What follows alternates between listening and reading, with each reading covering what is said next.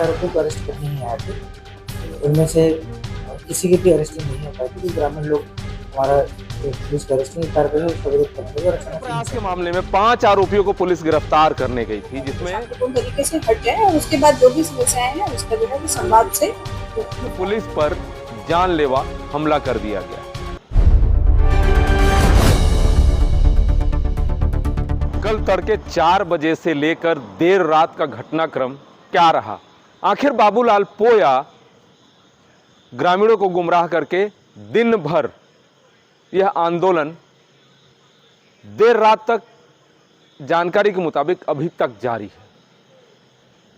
हत्या के प्रयास के मामले में 5 आरोपियों को पुलिस गिरफ्तार करने गई थी, जिसमें मौके पर ग्रामीणों को इकट्ठा करते हुए, क्योंकि उसमें मुख्य आरोपी के रूप में बाबूलाल पोया का नाम भी था।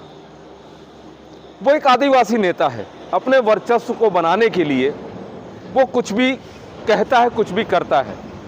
मामला तो वहां खदान खुलने का भी है, लेकिन जो पुलिस दावा कर रही है कि बाबूलाल पोया समेत 4 अन्य आरोपियों को पुलिस गिरफ्तार करने गई थी, इसी दौरान पुलिस पर जानलेवा हमला कर दिया गया।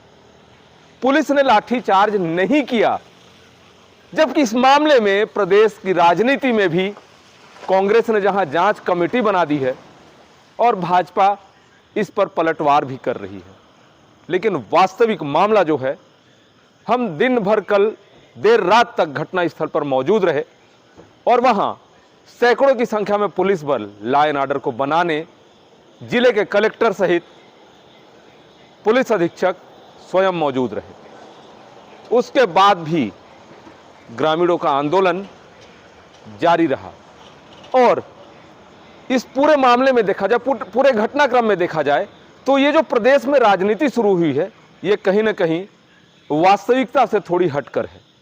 एक मुद्दे को लेकर जो पुलिस बता रही है, जो हम घटना मौजूद रहे दिन भर और देर रात तक, जहां गिरफ्तारी का मामला था, भू अधिग्रहण का मामला तो है ही।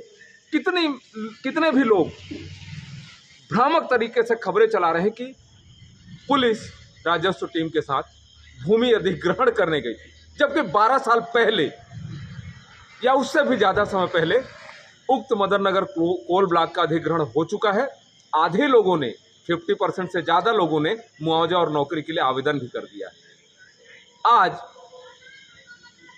मामला यहां तक पहुंचा है, पुलिस जैसा दावा कर रही है कि 5 आरोपियों को गिरफ्तार करने गई थी और एक राजपत्रित अधिकारी शिकार हो गया उन आंदोलनकारियों का, जो अचानक इकट्ठा हुए, सिर फूटे, वर्दी लहूलुहान हो गई। लेकिन पुलिस बल दिन भर डटे रहने के बावजूद भी कोई बड़ी कार्रवाई नहीं कर सका। इंतजार था ऐसे आदेश का कि कार्रवाई हो सके, किंतु कार्रवाई देर रात तक नहीं हो पाई। अब देखना होगा कि पुलिस के एक राजपत्रित अधिकारी के जो सिर पर चोट आई है, अन्य लगभग 20 से 25 पुलिसकर्मी, जिसमें महिला पुलिसकर्मी भी शामिल हैं, घायल हुए।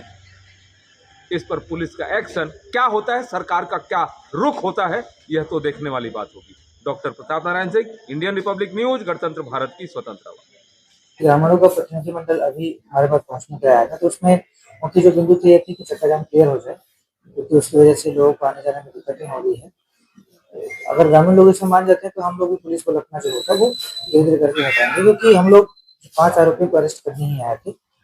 उनमें से किसी की भी अरेस्टिंग नहीं हो पाई थी क्योंकि ग्रामीण लोग हमारा जो पुलिस की अरेस्टिंग की कार्रवाई है उसका विरोध करने लगे और अचानक से हिंसक हो गए थे, जिसकी वजह से पुलिस को भी काफी चोटें आई थी, उनका इलाज कराया गया था।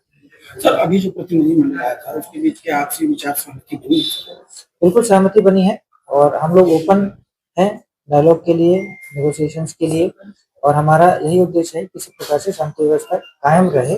लोग जो हैं वो लॉ को अपने हाथ में ना ले, कानून को अपने हाथ में ना ले। सर, जिस दौरान पुलिस जो है वो 5 लोगों को अरेस्ट करने गई थी, 307 के वो अपने आरोपी थे, उनको अरेस्ट करने गई थी। और इस बीच ग्रामीणों को पता नहीं किस बात से मिसअंडरस्टैंडिंग हुई कि वो लोग हिंसक हो गए, पुलिस की कार्रवाई का विरोध करने लगे और हिंसक हुए। और उस हिसाब से फिर हिंसक होने के पश्चात उन्होंने धारदार वेपन्स, डेंजरस वेपन्स के साथ पुलिस के ऊपर अटैक किया, जिससे पुलिस कर्मियों में जान चली। सर, जिस प्रकार से पुलिस कर्मियों के साथ मारपीट की गई है, मारपीट गंभीर दी है पुलिस वाले को, तोड़फोड़ भी की गई है गाड़ी में, इसलिए क्या कुछ कड़ी कार्रवाई की जाएगी? इसके ऊपर विधिवत कार्रवाई की जाएगी, क्योंकि ये अपराध है, अपराध की श्रेणी में आता है। तो लोगों को पता रहे कि ऐसी कार्रवाई करना उनके लिए सही नहीं है, वो भी इस कार्रवाई से खतरे में पड़ सकते हैं। ये चीज लोगों को क्लियर रहे और पुलिस निश्चित रूप से इसको विधिवत कार्रवाई करेगी। देखिए, पुलिस का जो काम है वो शांति व्यवस्था बनाने का काम है और सुरक्षा व्यवस्था प्रदान करने का काम है। ठीक है, जो विधिवत कार्रवाई है उस पर अगर सुरक्षा बल की आवश्यकता पड़ती है तो पुलिस निश्चित रूप से उस काम को विधिवत रूप से संपन्न कराने के लिए अगर डिमांड आती है, लॉफुल डिमांड आती है, तो डेफिनेटली पुलिस बल लगाया जाता है। ये जो प्रक्रिया है वो शुरू से चली आ रही है और ये आगे भी चलती है। क्या लगता है कब तक ये स्थिति सामान्य हो जाएगी? निश्चित रूप से जल्दी स्थिति सामान्य हो जाएगी, क्योंकि हमारे भी जो प्रतिनिधि हैं वो लोगों के संपर्क में है, लोगों के प्रतिनिधि हमारे संपर्क में है, लगातार हम डायलॉग कर रहे हैं।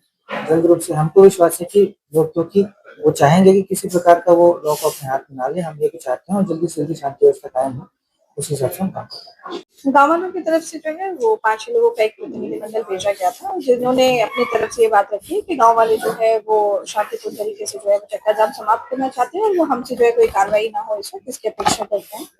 हमने भी अभी उनको जो है यही आश्वासन दिया है कि हम भी यही चाहते हैं कि गाँव वाले जो है वो पहले तो शांतिपूर्ण तरीके से हट जाए और उसके बाद जो भी समस्याएं हैं उसका जो है वो संवाद से निपटारा किया जाए। वो बैठे हैं और इस तरह की कोई ऐसी अप्रिय घटना भी नहीं हुई है और स्थिति अभी भी सामान्य बनी हुई मैम, है। कहीं ना कहीं पुलिसकर्मी जो है वो घायल हुए हैं, काफी पुलिसकर्मी घायल हुए हैं, ऐसे में कार्रवाई क्या कुछ कार्रवाई की जाएगी? बिल्कुल, सभी घटनाओं की जो है वो video recording and footages available है, उसके आधार पे जैसा रहेगा उसके अकॉर्डिंग कार्रवाई मैम, की सबसे जाएगी। पहली बार कितने पुलिसकर्मी का घायल? अभी तक मिली जानकारी के हिसाब से लगभग 20 से 24।